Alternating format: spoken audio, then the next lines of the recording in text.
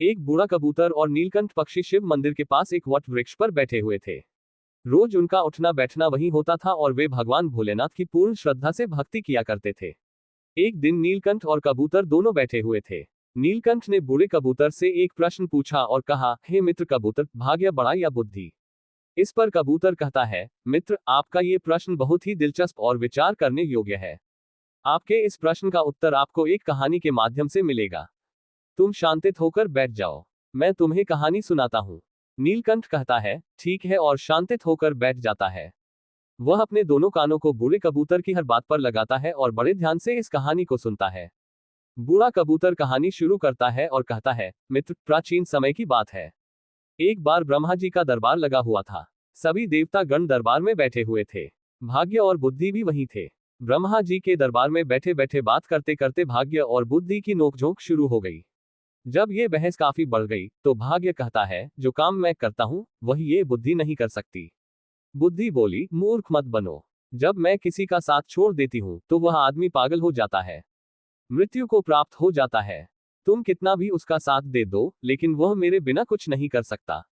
भाग्य बोला, अरे मूर्ख बुद्धि, तुम नहीं जानती कि जिसका साथ मैं छोड़ देता हूं फिर तुम चाहे कितना भी साथ रहो उसका भला कैसे हो सकता है। जब मैं यानी उसका भाग्य ही उसके साथ नहीं रहूंगा तो क्या वह कभी भाग्यवान या धनवान हो पाएगा? नहीं, ऐसा कदापि नहीं हो सकता। भगवान ब्रह्मा के दरबार में दोनों में ऐसे वाद ही विवाद बढ़ता गया। दोनों एक दूसरे से झगड़ने लगे। बुद्धि कहने लगी, मैं बड़ी हूँ और मैं ही श्रेष्ठ हूँ।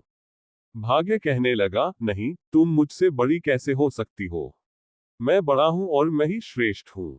तभी ब्रह्मदेव ने दोनों को बहस करते हुए देखा और मन ही मन सोचा, भाग्य और बुद्धि दोनों महान देवता हैं। ये दोनों इस दुनिया के शक्तिशाली और प्रभावशाली देव हैं और यह आपस में इस तरह झगड़ रहे हैं जो ठीक नहीं है। इनका फैसला तो मुझे ही करना होगा। ब्रह्मदेव ने बुद्धि और भाग्य से पूछा, तुम दोनों झगड़ क्यों रहे हो? भाग्य कहने लगा, ब्रह्मदेव, मैं जिस मनुष्य का साथ छोड़ देता हूँ वह मनुष्य क्या कर सकता है? वह तो अपना सारा जीवन गरीबी और दरिद्रता में गुजारता है। वह अपने जीवन में कभी भी खुश नहीं रह सकता।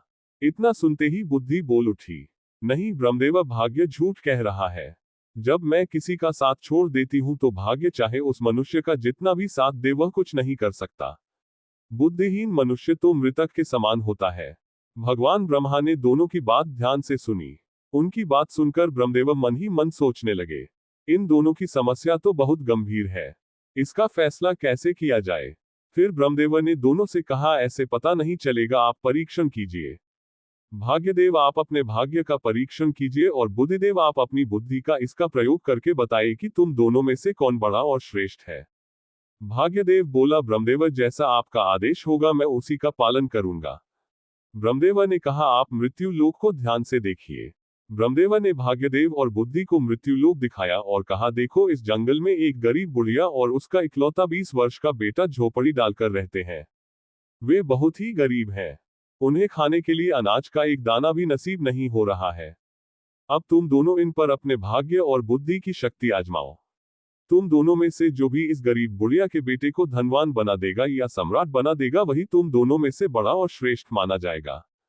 ब्रह्मदेव की बात सुनकर भाग्यदेव कहने लगा, परमपिता, ये तो छोटी सी बात है। भाग्य की बात सुनकर बुद्धि बोली, यह छोटी सी बात कैसे हो सकती है? जब तक मैं उसका साथ नहीं दूंगी तुम इसे कभी राजा नहीं बना सकते, सम्राट नहीं बना सकते। भाग्य ने कहा, बुद्धि, तुम नहीं जानती, अगर मैं उसका साथ दूंगा तो इसे राजा ही नहीं बल्कि एक महान सम्राट बनाऊंगा। बुद्धि बोली, ठीक है, हम दोनों इसी पर अपनी शक्ति का उपयोग करते। उसका साथ छोड़ दिया। बुद्धि के साथ छोड़ते ही वह लड़का अपनी शुद्ध बुद्धि खो बैठा। एक निर्गुणी बनकर रह गया, पागल और मूर्ख बन गया। अब भाग्य अपना काम करना शुरू करता है। वह देखता है कि उस व्यक्ति के पास कुछ नहीं है। एक घास फूस की बनी हुई झोपड़ी है और केवल 3 बकरियां बंधी हुई है। लड़का उन बकरियों के खाने के लिए पेड़ पौधों की पत्तियां काटकर लाता है और उन्हें चराता है। वह पूरा दिन इसी में गुजार देता है। उसकी स्थिति देखकर भाग्य सोचता है, ना इसके पास पहनने